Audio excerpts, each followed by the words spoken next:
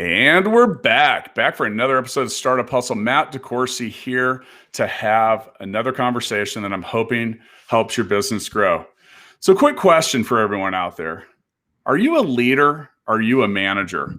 Because there's a big difference. You know, I've had this discussion with a lot of different people, and I'm going to have it with someone else that's here with me today. But it is really a big difference between a leader and a manager. We're going to talk all about that. With me today, I have a gentleman named Scott Yockey, and Scott is the founder of Hydroz, which you can find at Hello Hydroz, and that's HYDROZ.com. Straight out of Grand Rapids, Michigan. Scott, welcome to Startup Hustle. Matt, appreciate it. Great to be here. Yeah, and you know, I like to say that no one tells the story better than the founder. So before we get into the whole discussion of leadership versus management, why don't you let myself and the hustlers out there hear a little bit more about what you're doing up in Grand Rapids? Sure. So Hydroz, at its core, is focused on making the break room better in offices. We specialize in providing water purification services to break rooms and waiting rooms, basically allowing businesses the ability to fresh squeeze their own pure water without using single-use plastic or the 5-gallon jugs. And so we're able to do so to eliminate a lot of exposure through lifting those bottles. We help bring back storage space by not having to store them, as well as our machines are just sexier, which I can't believe I'm saying that water cooler is sexy, but it is sexier. But I have a really pressing question that I think everyone wants to know before we get started.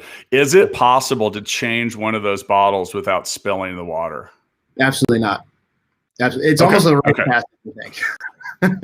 I feel a lot better now because, you know, I've been trying my whole entire life, and I'm like, does anyone ever get this? And yeah, I always think about one of my favorite episodes of 30 Rock where Liz Lemon tries to change one of those and ends up with about 10% of the water still in the bottle. So, all right. So, you know, one of the things that has been a hot topic in the Startup Hustle chat, which you are a regular visitor and participant of, is, you know, we've been having some questions and debates amongst the members of the community and talking about the difference between leadership and management. When you think of a leader, Scott, what do you think of? To me, at its most rudimentary form, leaders work with people, managers have people working for them.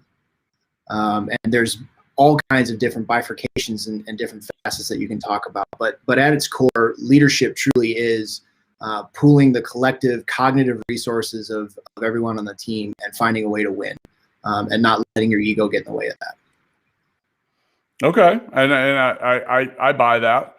And now technically the definition of leadership is the action of leading a group of people or an organization, which is pretty general. I mean, that's a pretty general definition. I mean, I think that when most people think about what a leader is, they're going to, I don't know, you think about world leaders first. You may think of, sometimes people think of sports leaders, like here in Kansas City. I know this show doesn't come out right away, but our hometown Chiefs just made it to the Super Bowl again.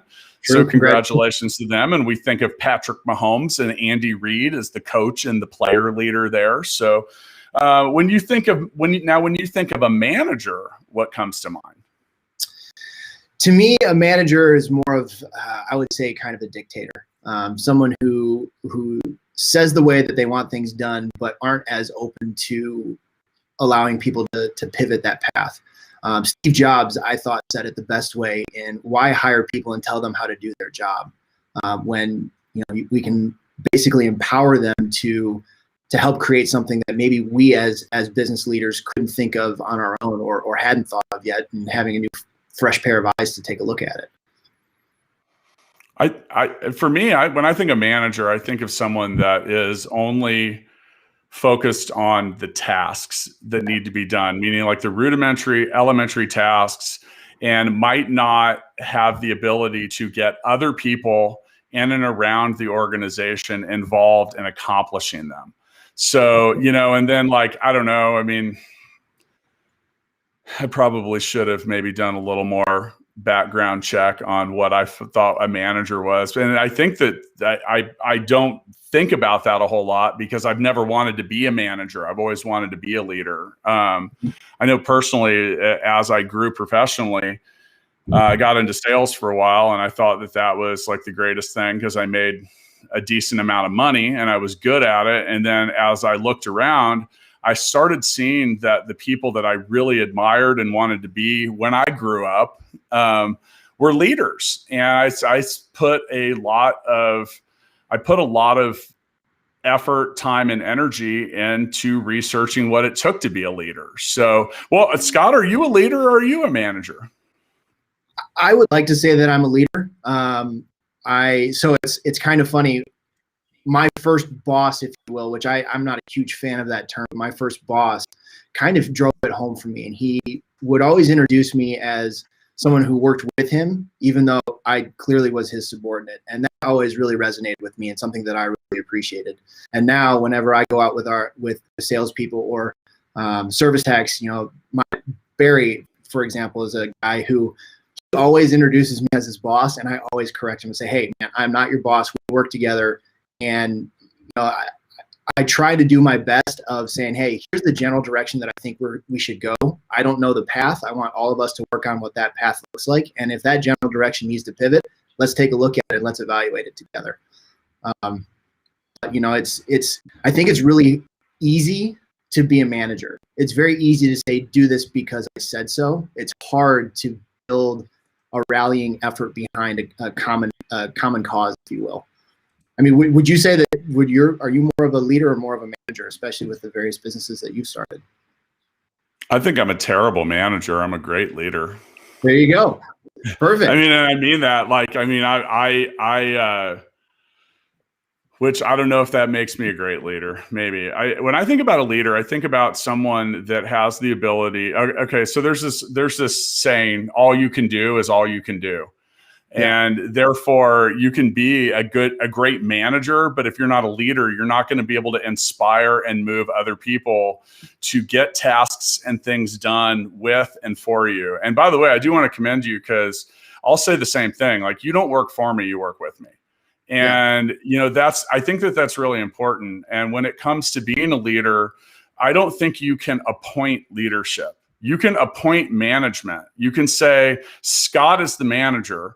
You can say Scott is the leader, but that doesn't necessarily mean you are actually the leader. I think leadership is one of those things that people, you kind of grow into, you become, you earn. It's kind of like trust. And when it comes to like management, like I said, you can appoint a manager. Now I take that approach a lot at our businesses because especially like you look at like a programming team, you might have 4 or 5 people who say, well, who's the lead? And sometimes we say, well, why we should let that sort itself out, and because the thing is when you appoint leadership, it doesn't mean that anybody's going to respect that leader, which can make it pretty difficult to get it done. Have you ever worked somewhere where they appointed a leader and then someone else was actually the leader in reality? Absolutely. I've seen both sides of the spectrum. I've worked for people who are informal leaders, and I've worked for people who are formal managers. And it's always interesting because the informal leaders are the ones who are able to, who seem like they're able to get way more done, and they were able to have a lot more camaraderie on those teams. Whereas the informal managers, there's always this resentment of the boss versus the employees, and it's never creates a great culture either. If you really think of it, no one wants to be told that they have to do something, especially if they don't feel like they're being valued, or if it's something that they don't necessarily agree with. And I think that a lot of times that gets lost, especially with frontline employees. Undercover Boss, that TV show, for example, I think does a great job of highlighting that. It's easy to get lost in the layers of bureaucracy, but it's hard to be an empathetic leader and to really try and figure out a way to connect with the people that you work with. Yeah, and going back to that, all you can do is all you can do. Meaning, like, if you're really trying to build I like to say that your goal as an entrepreneur should be to build something that's bigger than you, which means it has to extend past you. So if you don't begin to learn and understand and really embrace leadership, you're going to have problems. Now, I defined leadership earlier, but I didn't define management. And so management is defined as the process of dealing with or controlling things or people. Now, those definitions are pretty the same. Once again, leadership, the action of leading a group of people or an organization, compared to the process. So according to definition, one's process, the other's action. Which I guess a process is, a process isn't technically an action. It's a description of something that could be an action. Okay. Well, go ahead, sir. Sorry, I was going to say, I think that almost is a beautiful description of it. You can manage a sales process. You can manage a manufacturing process, but you want to lead the people within that process. With us, that was one of the things that we really tried to hone in on, especially during COVID when things were slower for us, is how do we manage our sales process and get it to a point where we can then lead people so they can work within the process. Sorry, that's something. What'd you come up with? What was the solution there? Ours is we broke it up basically into 4 steps, and it's one that I had taken from another mentor of mine and kind of reshaped it. And then we deployed that into a CRM that allowed us to manage that process. So if we cold call, say, on 100 businesses, we're going to try and set the appointment, which is the next step in that process. We're going to set about 12 appointments per 100 businesses we cold call on. The next step is that 7-day trial where we put in a free demo of one of our coolers. And we're going to get probably anywhere between 8 to 10 demos out of those 12 meetings. And then from those demos, we're probably going to get anywhere between 6 to 8 sales. And so now we can take a look at our entire process because we can manage the process and then lead people if they ever have a deficiency in one of those steps of the process. And so it's really helping, and it's also, to be honest, helping a lot of our sales not fall through the cracks, because it's easy to hammer down on those really warm or hot leads, but some of the ones that we might have to come circle back around in a couple of weeks. Now we can kind of manage that from a different level. Sorry, complete different tangent, but still relevant. Well, and it's. I think that you actually one of those steps was spot on in the regard that being able to identify where a team member is not performing and being able to lead them to a better solution or a better result. Now, I've really embraced the concept of extreme ownership. I don't know if you're familiar with it, but you don't have to read the whole book to know what it is. And that's that there are no bad teams. There's only bad leaders. And what you talked about right there was having something in place where I can identify when someone isn't getting what they want and they're not getting what the business wants. And I can now it's very easy for me to see, feel, hear that signal and move forward. And by the way, speaking of signals, I probably should have mentioned that today's episode of Startup Hustle is brought to you by Fullscale.io. This is my Monday morning recording, people. So I'm usually needing to lead myself in managing my own ability to remind those of who has sponsored the show. It's a good thing that I don't charge Fullscale for that. So I mentioned earlier that I often collect info and input from the robust chat community we have related to Startup Hustle Chat on Facebook. Come find us and get heard. 93%, we did a poll, and a resounding 93% polled said their employees would call them a leader and not a manager. And we had a bunch of comments under that, people making some funny comments, like maybe they'll call me tyrant or different things than that. But I think it's good. I think if you don't see yourself as a leader, then you probably never will be. So when you think about what makes a good leader, like what's something that comes to mind? I think at its core is empathy.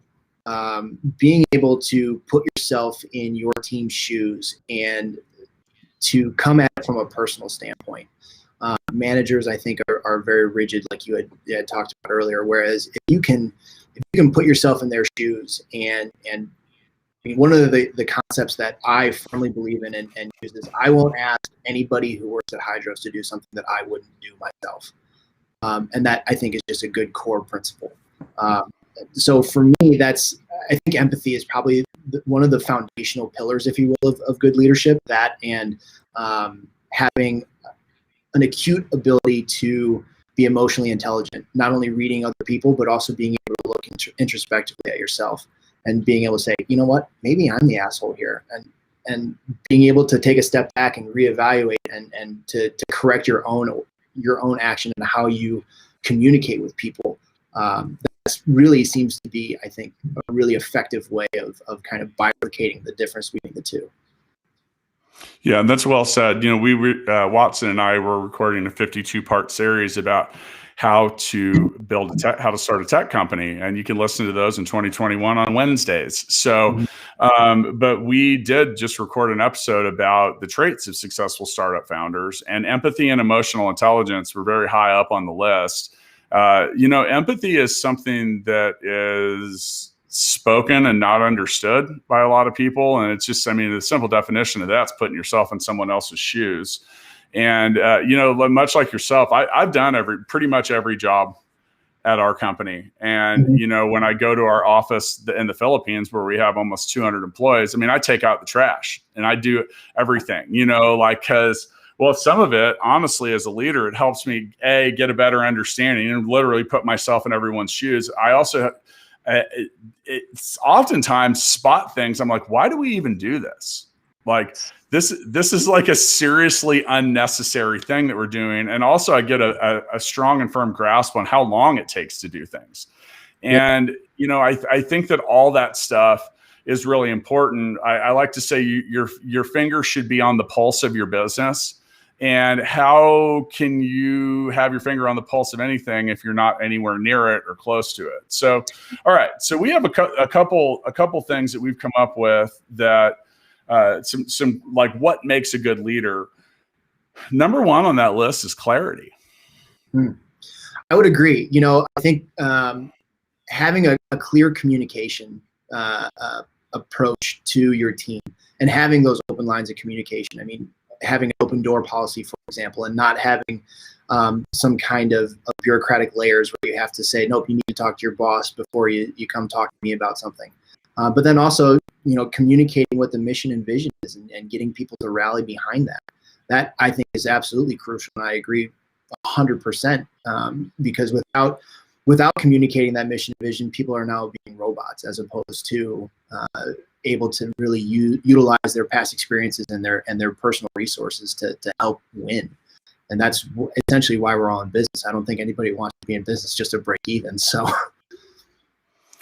Right. And I think if you don't have clarity about what it is that you're trying to accomplish, how can you expect anybody else to?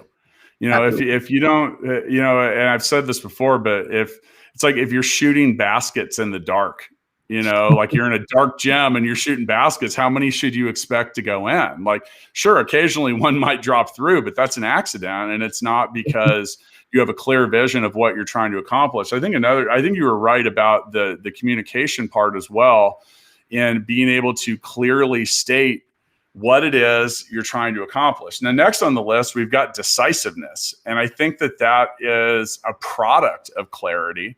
Most people actually don't see themselves as leaders and therefore want to be led.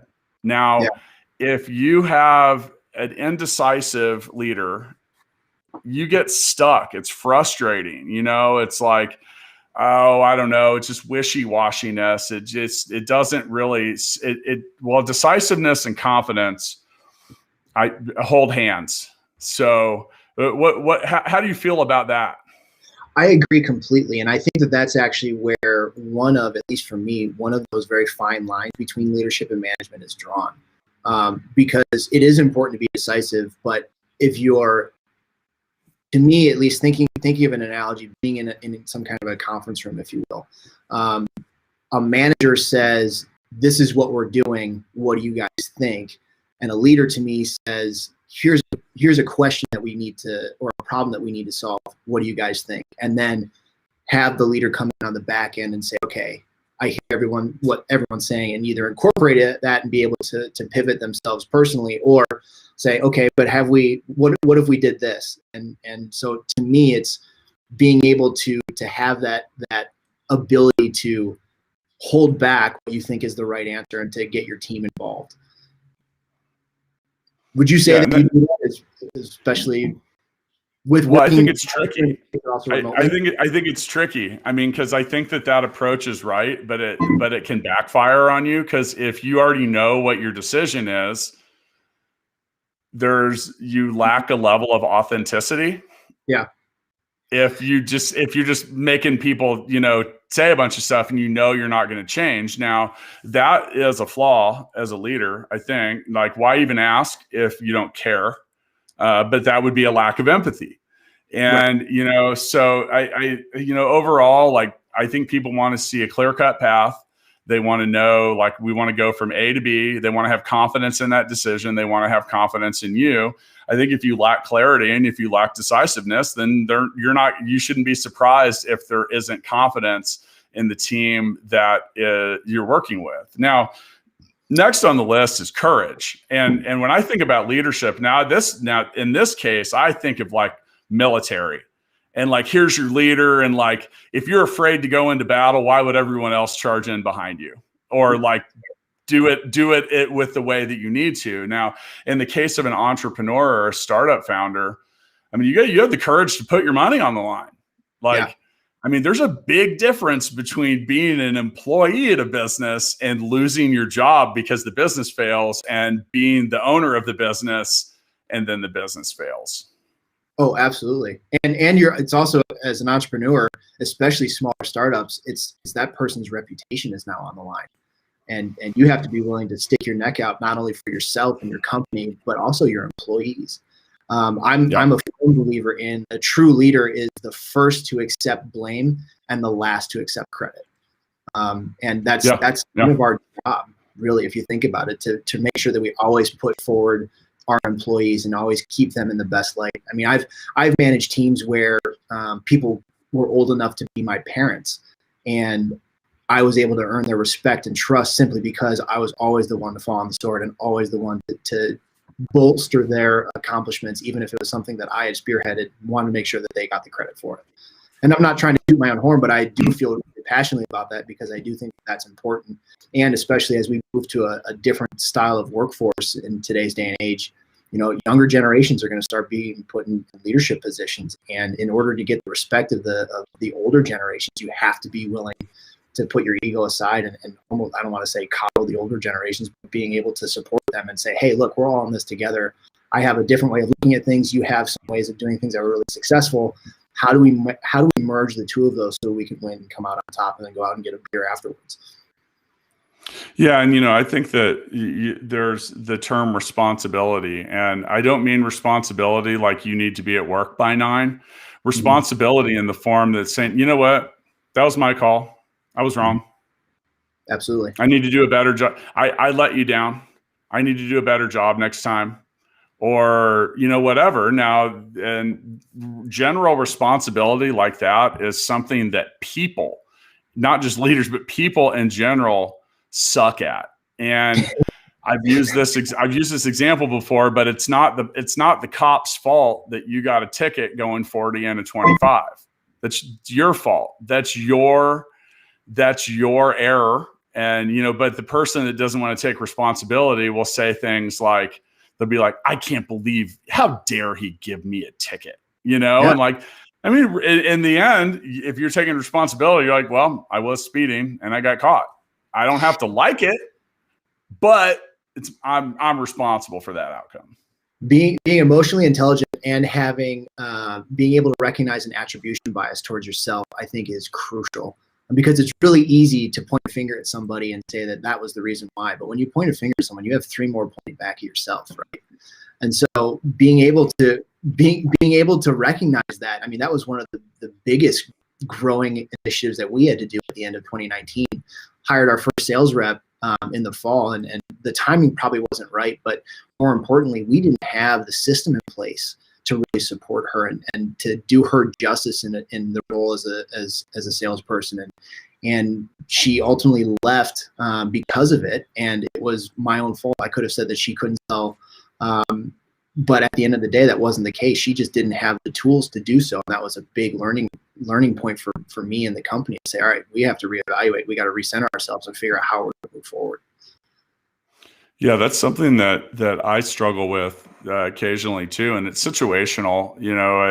At Full Scale, and once again, today's episode of Startup Hustle is brought to you by Fullscale.io, helping you build a software team quickly and affordably. But that we had 200 employees after 2 years, and you can go out of business or you can grow out of business, and all of a sudden we had this massive company. I mean, I say massive, 200 people, like it's a lot. And it's also all over the world. And between that and all the different things that I do, it's sometimes hard to bring yourself to the right place at the right time, both in your own head or physically, especially amidst a pandemic, to actually get stuff done. And much like you mentioned, like we had to figure out a whole different type of communication, because theoretically, everyone right now is a Zoom call away, but that doesn't mean that people actually use that option. When we were there around each other all day, every day, and all that, well, it's really easy to be like, "Hey, man, did you do that thing? Yeah, for that other thing." And then, but when you're not around people, all of a sudden, like it's a note on a piece of paper, and then it's an email, and then it's a Slack message. And then it's an appointment like 2 weeks later to talk about it, and it's still not done. Right. And, but some of that is, I think as a leader, is that understanding and that empathy of knowing, like, I'm not getting what I need to get done so someone else can be successful. And I think as a leader, it's important for you to give priority to that stuff. Like, am I the blocker? Yeah. And I mean, I never want to be, but I am a lot. And so you got to, then you got to shift your focus to like letting other people do their jobs, like you said. And I think some of that just comes from licensing people. And so I have this thing I call the rule of yes. It's an efficiency thing. So if you think I'm going to say yes 90% of the time, I don't even want you to ask. I'll just do it, and I'll deal with the 10% of the time that you're wrong. Now, that has been taken advantage of in the past, because being 30 minutes late to work and saying that the rule of yes, you knew I would say that was cool. Maybe do that once, but if that becomes a pattern, that's not what the rule was for. But in some of that, I think good leaders empower those and license you to, hey, go out, do it, do something, take a shot. It doesn't have to be perfect every time. I'd rather see you take a shot, get it right more than not, than sit around and not do anything. So, and some of that goes into the next item on the list, humility. I mean, you got to like sometimes humble yourself and be like, I can't get this done. I won't get this done, or I'm just not getting it done, and I need to do a better job. I think it's really important for leaders to recognize that they don't have all the answers and they can't do everything. I mean, that's the whole purpose of having a team. I think you did it really well, and I've heard you mention the rule of yes before on some of your other episodes, and I think that's brilliant, because it's so true. You want to empower people and build a culture of failure is okay. Now, you want to put a caveat on that with, as long as the failure only happens once and we learn from it and we can grow from it, that's okay. But you don't want people to not do anything out of fear of failure. If that's what we allow to dictate our business decisions, we never get anything done. You just continue to move along steady state. And so, no, I agree. I love the rule of yes, and I think that's definitely something that we're going to start deploying here. I just need to figure out what your royalty is for me to use it. So it's free, man. It's free. Enjoy it, and if it's useful, good. No, it's funny, because the rule of yes is something I created years ago, because I was finding that, and this was like a couple businesses ago, I was finding that my own employees were needing my leadership or approval. And there's so many different things. I was like, you don't need my approval to buy stamps. Like, we're going to use them, right? Like, go do it. And so some of that was just simple, like, like get it done. And then some of it was, I was just seeing that we were, if you want to look at process and efficiency or anything like that, I'm a real nut about these things. So all you have to do is watch the conveyor belt or the factory line and see where things stop or pile up. And that's what you need to go address. That's where you're inefficient. So I was just seeing that things weren't getting done. And I was also wanting to protect my own time a little bit, because just, too many things like, you're the office manager. You don't need to ask me to buy stamps. Like, right. And just stuff like that. Like, did we send stuff out? Well, no, because we don't have stamps. Well, why don't we have stamps? Well, I was going to ask you if I can go get some. Yeah. Did you think I was going to say no? Did you think I was going to say, oh, we're out of stamps. That's it. Let's fold up. The business is done. We're not doing this anymore. Damn it, stamps. I can't believe you were the thing that got it done. All right, let's talk a little bit about some common traits of bad leaders.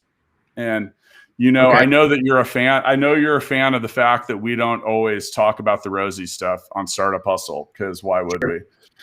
So and I've got a list of 8 things here, some of which are just kind of the anti list that we mentioned. But first on, it's lack of empathy. And I think that, you talk about, people have lives. Like, your employees are never going to care about your business as much as you do.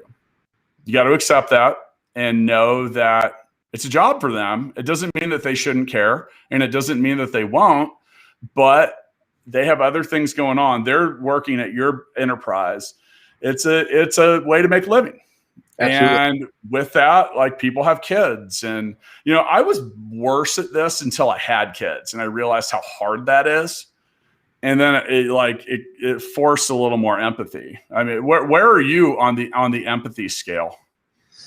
I would say that I almost am empathetic to a fault.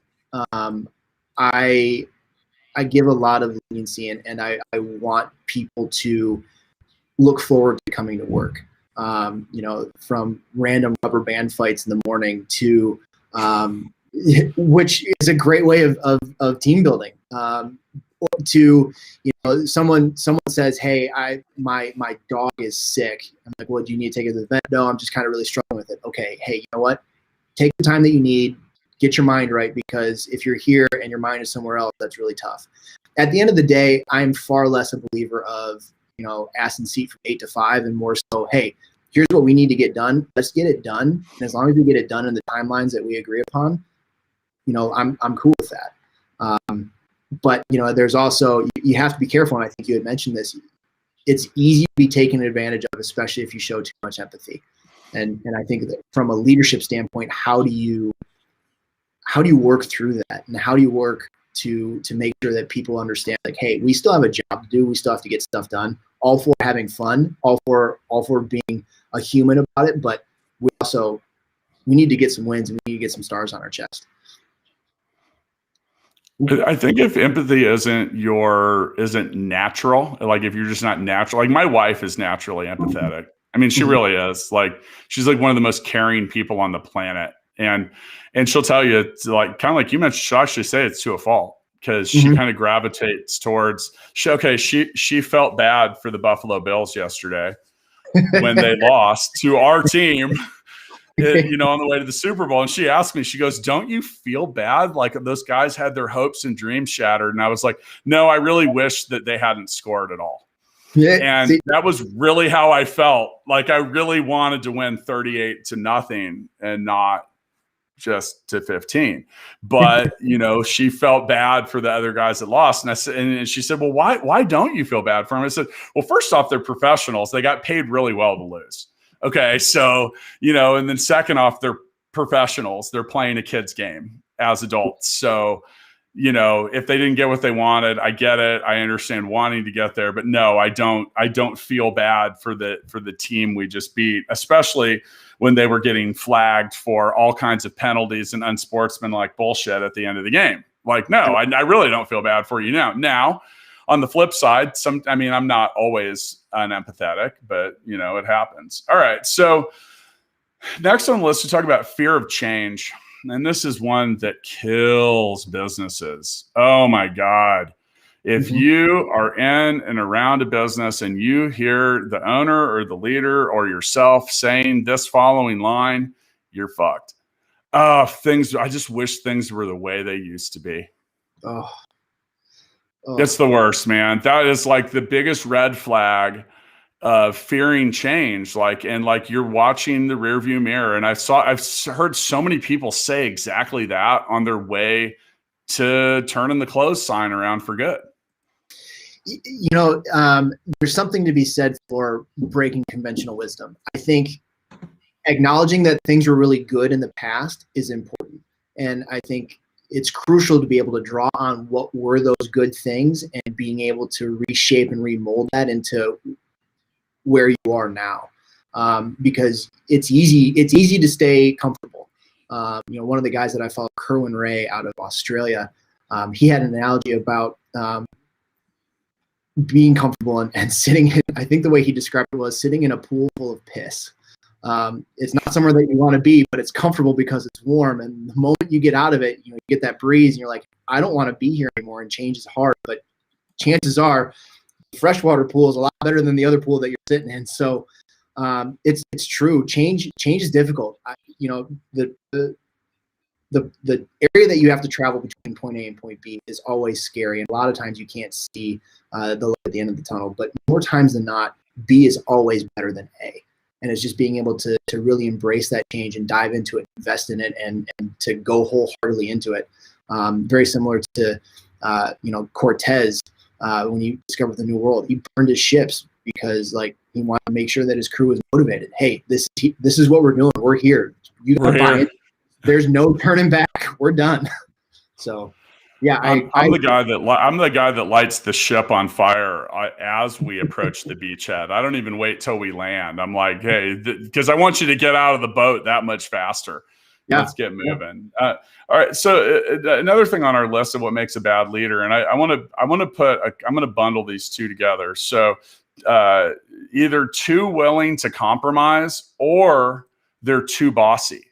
And those are two different things, but they're related. So, bossy is, okay, people, literally here's some science, folks. Personality-wise, you either are someone who likes to be pushed or someone who likes to be pulled. Mm-hmm. And you're rarely both.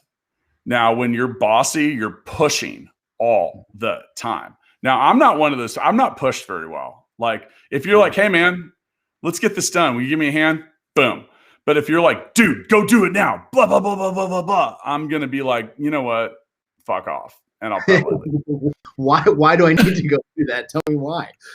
Right. Yeah, right. I get it. Yeah. So, and then on the compromise thing, that's just a pushover. Mm-hmm. So what you usually get is if you're in a leadership role and you're too willing to compromise, you're usually settling for far less than the objective calls for. And people start to notice that. Usually they take advantage of it in many ways. It's just like, you're almost overly concerned.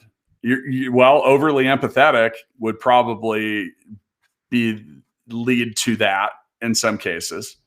It is. It's really tough, especially because I think some leaders from a characteristic standpoint are more concerned, at least at a subconscious level, of wanting to be liked and wanting to be accepted into the group, if you will, because managers just truly won't care. And that's why I think they're more of an authoritarian as opposed to a leader. But to your point, it's trying to find that fine line of having empathy, wanting to work with people, but also saying, no, we need to hit our sales goals for the month. And, how can I, as your leader, help you get there? And what tools do you need to help make you successful? Yeah. And I think, and that's, there's the feeling of over compromise is like you said, it's like, okay, I'll do whatever it's not decisive. Mm-hmm. There's not clarity there.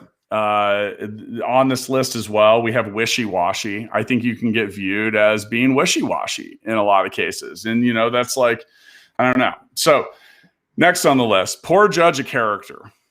Oh. I think this one is good because, I mean, you get enough people lacking character in your organization that's going to affect hiring. It's going to affect relationships. It's going to affect your ability to manage things that are going on in the business. You know, like if you think Jim is stealing, why do you think that? Yeah. You know, like you might want to look into that. Like there's a reason your gut's telling you that. And I think another thing too is that poor judge of character is it also leads to stacking up a roster full of people that are irresponsible or unreliable. Bad personalities can be a cancer within a team, and that cancer can spread at a rate that is truly scary. And to your point, you know, I've always been very slow to hire, quick to fire. That doesn't mean that I'm not going to try and develop somebody who's having a technical issue with their responsibility. But anybody who's not part of that team, you got to trim them. You can't keep them in the organization because that'll spread, and hopefully that hasn't spread to a point where other people believe in those concepts, those negative concepts. Because you know, once you do that, the team's screwed. And to build a team that truly trusts one another and wants to work together is a really hard thing to do. I mean, I think one of the harder things of a leader is building that team. Has that been your experience with, I mean, not only with the team that you have here, but also the team you have overseas? Well, I would, you know, and I add to the notes as we do shows, and I literally, under the category of what makes a bad leader, I just added a 9th item that says can't have tough conversations. Yeah. And, you know, here's the thing, if you're going to be a leader, if you're going to own a business, and honestly, even if you're going to be a manager, you talk about slow to hire, quick to fire. You're not, if you can't have tough conversations, you're going to drag things out forever. And I see this happen a lot. They're like, God, I should really, you know, Mary's not doing well at all. And I don't see her getting better. You know, there's something I've learned about employees is the great ones are usually great right away. Mm-hmm. And if they're not, they usually are never great. They might be good. That doesn't mean that they're terrible. I mean, we need role players. It depends how big your company is. You're usually not going to have like a 200-person company and 100% of them are like that 10 out of 10, like, because it's hard to find. I mean, It's hard to find. I mean, maybe if you can go through 20,000 people to find that top 1%, you're in pretty good shape. But so the inability to have tough conversations, I think, comes from its lack of assertiveness. I think that's another thing you could say isn't there, like, because sometimes, you know, one of the things that one of my early mentors said to me is sometimes when you're doing the best job as a leader or a manager, not everyone likes you. Yeah. And that's just the way it goes. Like, I don't need everyone to like my decisions. If they come with clarity, there's a level of decisiveness, and I know for a fact that that's what we need to do. Mm-hmm. It is what it is. It's very binary. That's a yes or no kind of thing. So as long as they believe in that end goal and vision, even if they don't like the way that you're helping push or pull them to get there, it's incredibly crucial. And you're right. You know, you're not going to be everyone's favorite person. You're not going to all be best friends and be in each other's weddings and whatnot. But you know, I think there's something to be said for teams that have those kinds of dynamics outside of work. That's definitely important. But there is also a blurred line of, you know, when does things turn into from a business into a fraternity, for example, and it gets kind of almost ineffective because everyone's more concerned with office politics and whatnot. Since the invention of the manager, employees have not liked the manager. That's a good point. I can't prove that, but I know it. So, you know, it is what it is. So, you know, yeah. So, all right. So we would be remiss if we didn't offer some solutions, because I don't like talking about problems and not talking about solutions. So, you know, we have a couple tips here that could help you become a better leader or manager. So dually useful. Now, I will tell you, if you are listening to this show, you will do a lot better with your business. You will do a lot better with life. If you work for someone else, you're still going to do better if you embrace leadership. Management's important, but leadership is, and guess what? You don't just learn to become a leader. You're like, cool, learned it, got it, nailed that. No, man, it's like a constant, it's a constant thing. And you have to constantly kind of check and challenge yourself. I think that self-deception, if you're not willing to admit that you might be the problem, then you need to rethink things. Because oftentimes it is you that's the problem. And if you're not willing to admit that, then you're not willing to solve the problem. So a few simple tips for becoming a better leader or manager.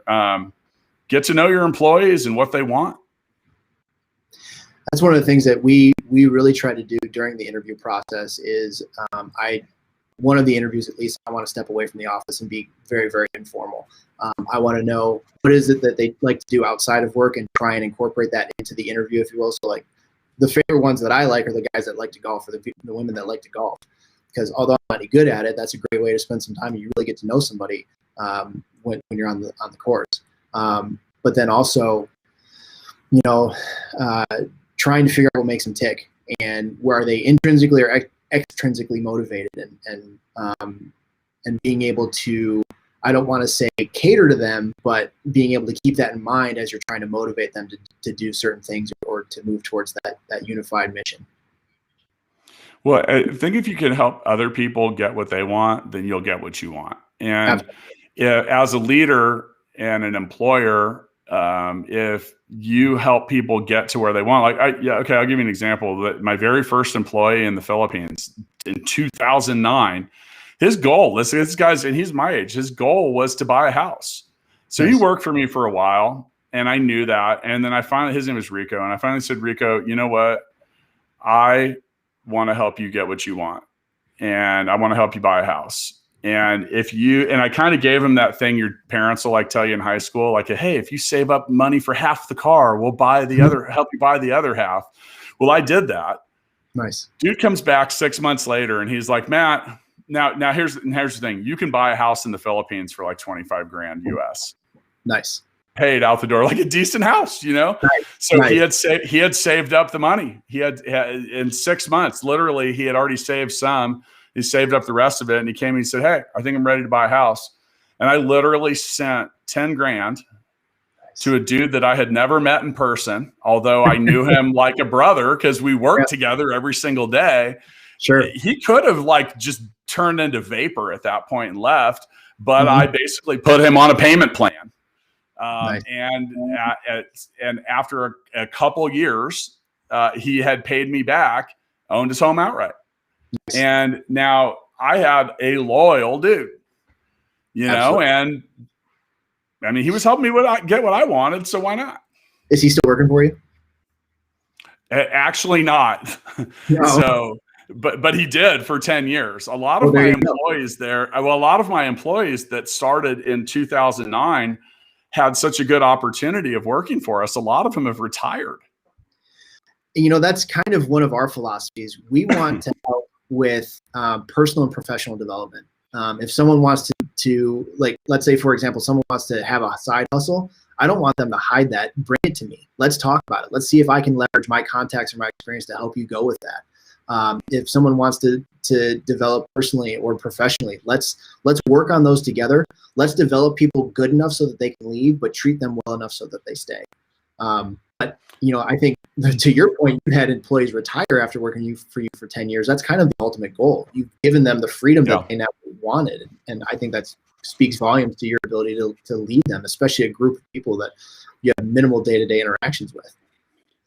That's actually happened 3 times. And every time it's happened, I'm like, what am I doing wrong? Because they're all my age. I'm be 46 this year. Now it's a little easier to you make some money and be able to, like I said, you own a home. You don't have a whole lot of other expenses. You don't have a lot of other things you have to deal with. So why not? It's true. It's true. Leader and manager. We've talked a lot about communication, and I mean, that's obviously a key. We've talked about listening to your employees. That's also on the list. Now, I'm going to challenge our own list here because it says be a motivator. Now, other than how do I make more money? How do I motivate my team? It might be the most popular question that I've been asked over the last 15 years. And I think that you can't. I think that you can motivate people in the short term, but in the end, people have to motivate themselves. Like the air quotes here for the listeners and not those watching on. I should do it for the live stream. There you go, air quotes. But here's the thing: is you can motivate people, but that's a short term antidote. You can get people fired up. You can transfer that energy, but they have to take it and run with it at some point. So I think the term of how do I motivate my employees or my team, it's tricky. It's tricky. And, I mean, what do you do? I think, it's kind of twofold. Being able to take what you learn about what they enjoy and incorporate that, and finding ways of leveraging is a really bad term to use, but being able to deploy that kind of empathy is, I think, really helpful. Having constant benchmarks, I think, is also really, really important. Say, for example, we hit sales goals for our sales team. If we do so many coolers in a year, we're taking everybody on an all expenses paid trip with their significant other down somewhere in the islands. So, trying to find those things that keep people motivated. And I think, having a work environment that's fun, that they enjoy coming to, so they actually get excited to come to bed.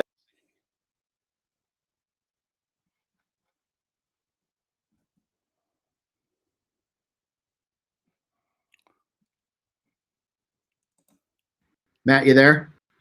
Yeah. And for those of you listening, we got kicked out of our live studio where we publish this thing warts and all. So we leave that in there.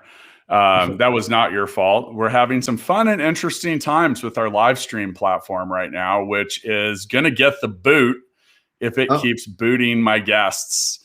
So, yeah, you were talking about like this. I went in a sales contest, and it's funny. I won a trip to Hawaii once for in a sales contest, and that was not my motivation for being amongst the top. I don't know. I kind of naturally progress. I'm competitive. I like to do a good job. I was in a commission-based role. So I was selling as much for me as I was for anyone else. So, and by the way, that's where I'm going with one of the things that I want to suggest is, as we head towards the end of this episode is, try to create a culture where your employees and those that you work with have a vested interest in the success of the enterprise. And I mentioned being on commission. Well, commission employees, they have a reason to sell because they get something for that sale. But you might have a whole back office and a whole other people that have different goals and objectives. But in the end, the business is there to sell. It's there to generate revenue. It's there to earn money. So be cognizant of having them support each other, like both the salespeople, because the back office always hates the salespeople, and the salespeople usually are irritated with the back office for completely different reasons and a whole lot of other stuff. Now, look, if I have a salesperson that's selling everything in the store, I'll find other people to come clean up the mess behind. That's fine. But it doesn't mean the people cleaning up the mess appreciate the mess being made. So you gotta keep that, in your train of thought. And that goes with the next item, which is acknowledging success. I'm a big fan of celebrating just wins. And here it's funny because here on the podcast, us getting kicked off the live stream there, that's going to break our streak. We can't control that. But we, much like a plant or a production facility, are now embracing we have gone 0 days without a lost time incident. Right. Because we forget, we do a lot of different stuff. We publish a lot of shows. The Full Scale blog publishes 5 days a week.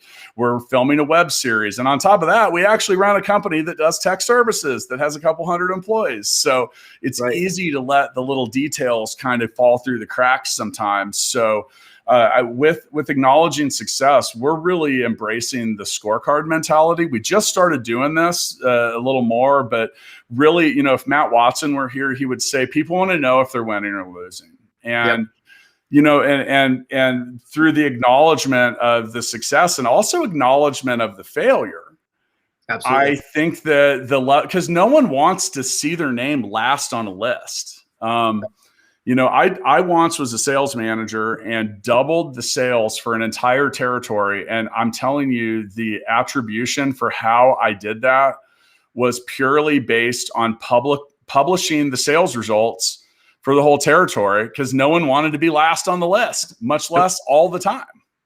It's true. So it's true.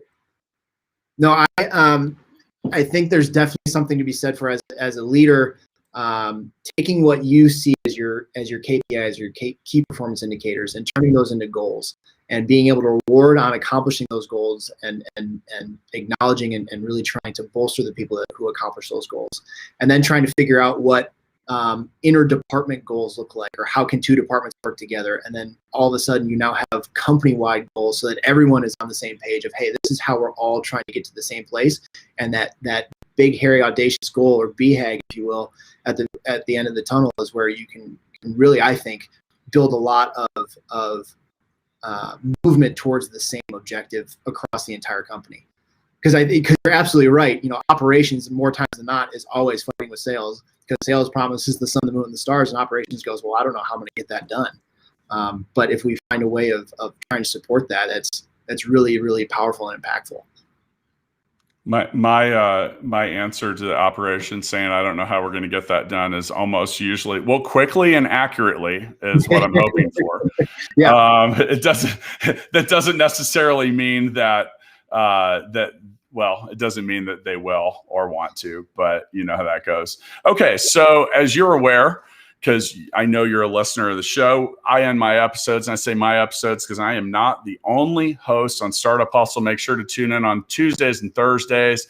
Catch Andrew Morgans talking about e-commerce, and Lauren Conaway talking about all things Innovate Her. Also, when you get a chance, check out our YouTube channel. We started a TV show.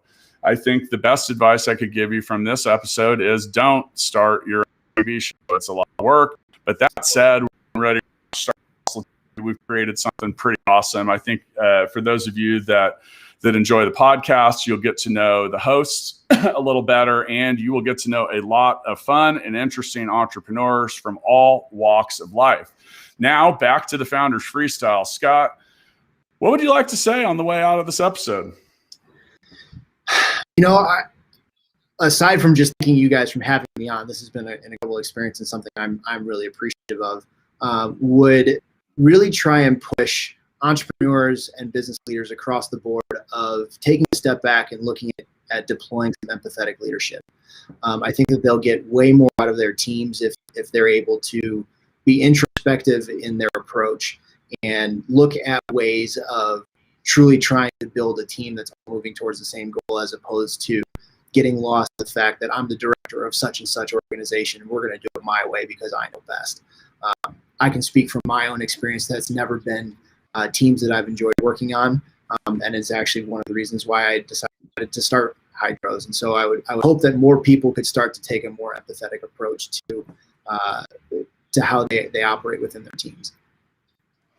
Yeah, I think for my freestyle on the way out, I want to just say that first, understand there is a difference between a leader and a manager. A manager is someone that says, come on, let's get this done together.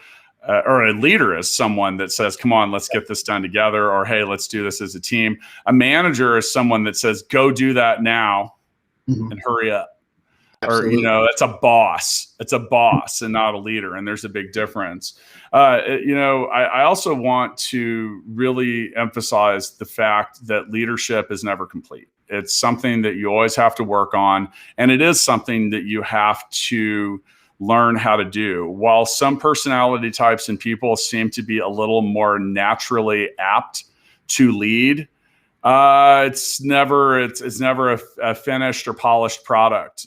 We all had to learn, and it means humbling yourself. It means accepting that you might be part of the problem. It means that change is inevitable. Now, look, there's only one thing in life that I can promise you, Scott, and that's that things will change. Past that, no clue, buddy. It's so true. Things will change. They will not stay static. So that's the only constant that you can count on in this universe. And knowing that things change and you have to be ready for them to change. You need to be prepared. And you look at things like COVID and all this other stuff, never has the value of leadership traded at a higher price than now. Because people need leaders in times of adversity. And, and if you weren't a good leader in 2020, you still got time. There's any good leader will look back at their own errors and mistakes and everything else and not tell you about them, but tell you how they grew from them. So, focus on leadership, embrace leadership, and want leadership. And I think you will be likely to become a leader. Scott, thanks for joining me, man. Matt, I really appreciate it. Like I said, this has been an absolute blast, and one that I truly appreciate your time and your thoughts. And I'm excited to continue to listen to the podcast and bring the other leaders that you decide to bring on the show. Yep, I thank you for that, and I'll see you next time, sir. Sounds good. Have a good one.